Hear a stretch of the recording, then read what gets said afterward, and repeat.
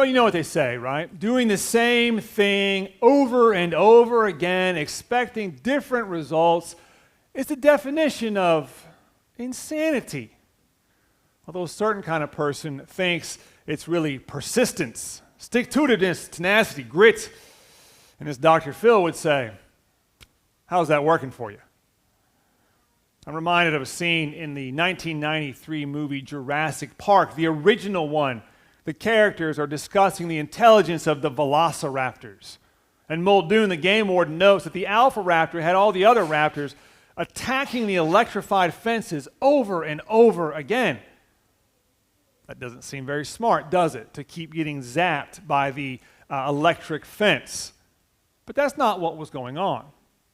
See, Muldoon continues, but they never attacked the same place twice. They were testing the fences for weaknesses systematically. They remembered. So in other words, the raptors persevered in their examination of that fence all the way around it to see if it was electrified in every place, not just some of them. See, to persevere means to persist in a course of action despite opposition or discouragement. These two words have the sense of standing firmly and sternly in the face of resistance to one's intended outcomes, one's preferred future. Again, as they say, when the going gets tough, the tough get going.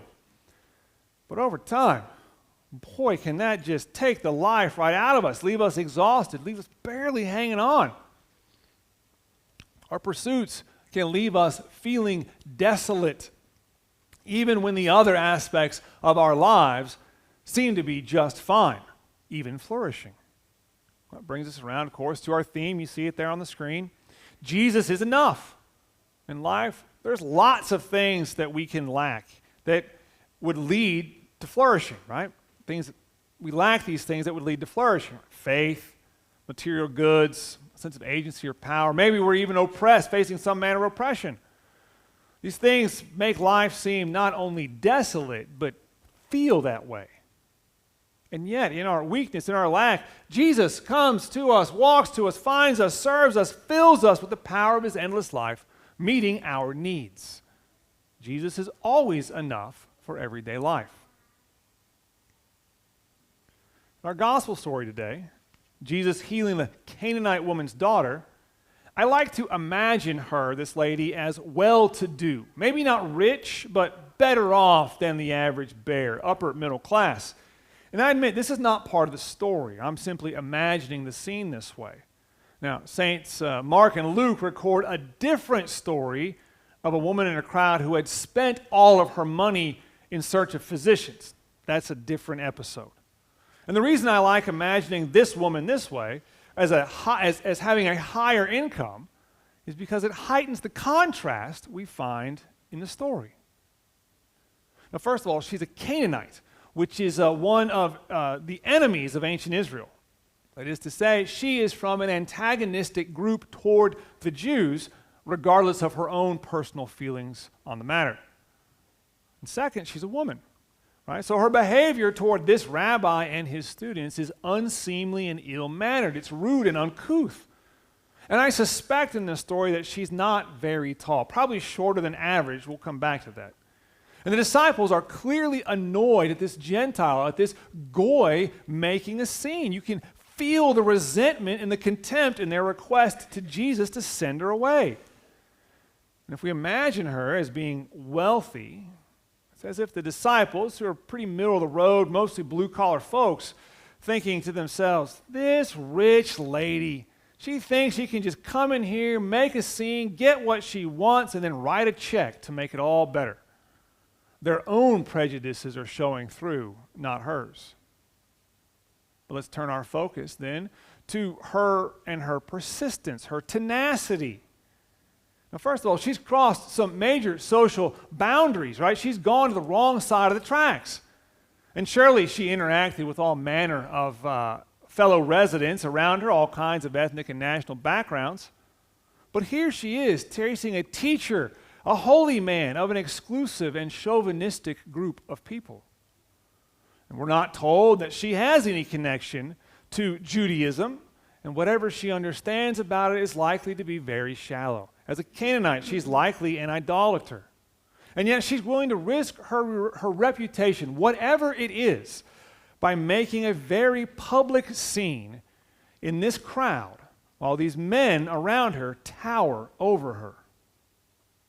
But her motivation is something that money can't buy, something that false religion can't deliver.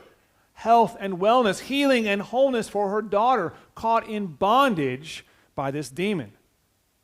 And no matter what else is going right in her life, and if she's wealthy, probably everything, this problem with her daughter leaves her in a desperate and desolate place.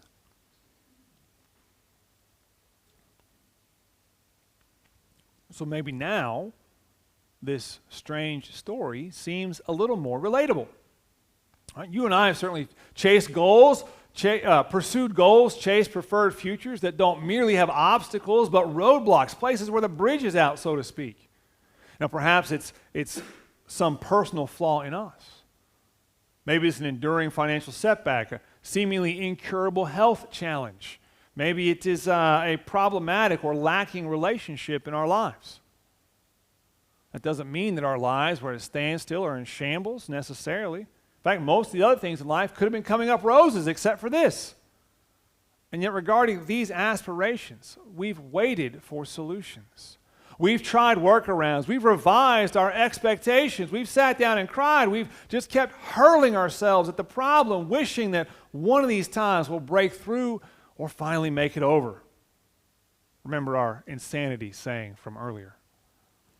And often in these moments, the solution is someplace we don't want to go to find it, or it's someone whom we don't want to reach out to. So in some way, so it is with this Canaanite woman. Notice what she models for us. Hanging on to hope for her daughter, which means this very public and personal sacrifice. And listen first to what she says in verse 22. Have mercy on me, O Lord, Son of David.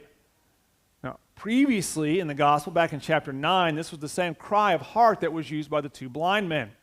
And the Pharisees and their company can't muster this basic confession of faith. She begs transcendent mercy across the Jew-Gentile divide. She calls him Lord, more than simply the customary title of respect. And she calls him Son of David, a proper messianic title that's not revealed to the nations. Now, we're not told how she derived this information, only that it's indicative of her faith. And Jesus ignores her in verse 23 for some purpose. Well, finally, when the action in this episode is critical at verse 24, Jesus addresses the disciples, just telling them, look, guys, my mission is for the lost children of Israel. And then the woman finally makes it all the way through the crowd to Jesus in verse 25, and taking that proper posture of prayer and worship at his feet, looking up to him, she petitions his help.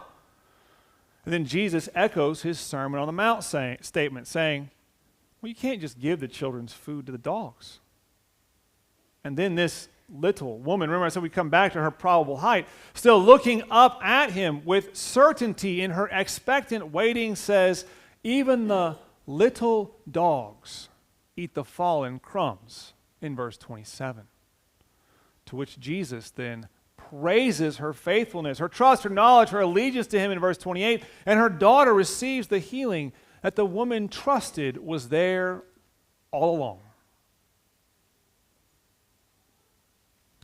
Now, today's episode contrasts with the one we just heard, the previous one, Jesus commanding St. Peter to walk with him on the water, and St. Peter's failure. But they have something in common. When he begins to sink into the sea, St. Peter cries out, chapter 14, verse 30, Lord, save me. And this woman sinks down to her knees and says, Lord, help me. Notice the difference, though.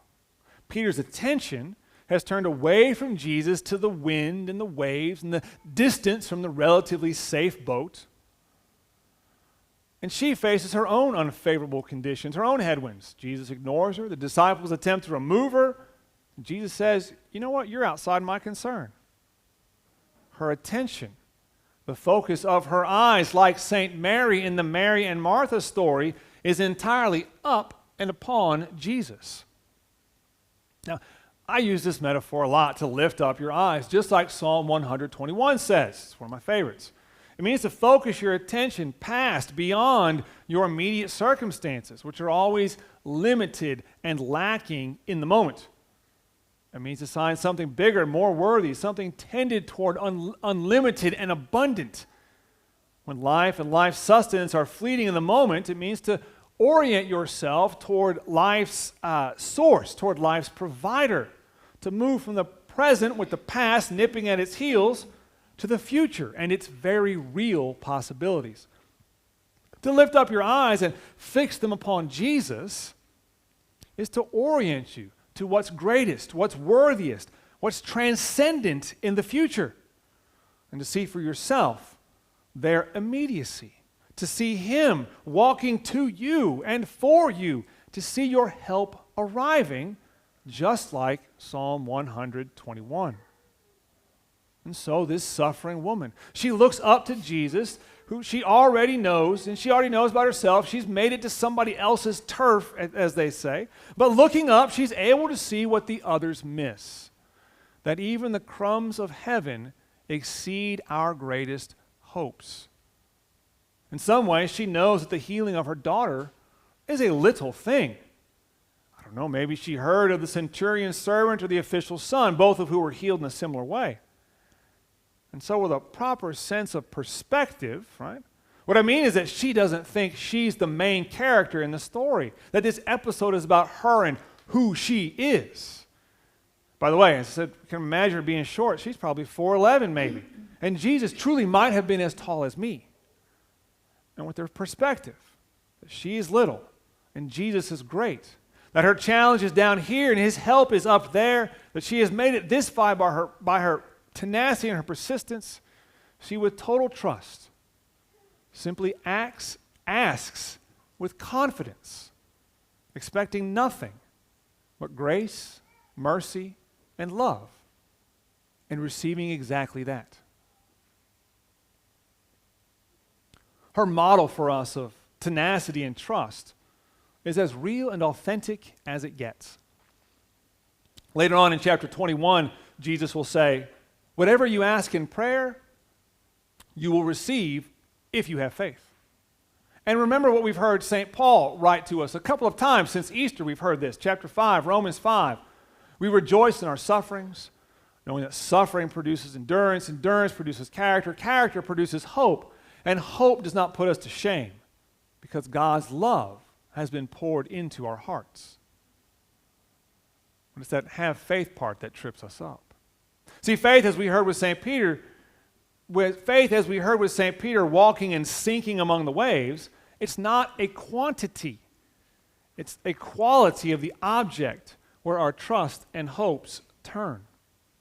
Faith isn't a transaction where we do a few things for Jesus, then He does something for us, right? Like trading favors or gifts of friendship. To keep our eyes on Jesus in the desolate places of life means to get down on our knees like this woman, to make ourselves small like we really are in the face of His greatness, to go be where He is.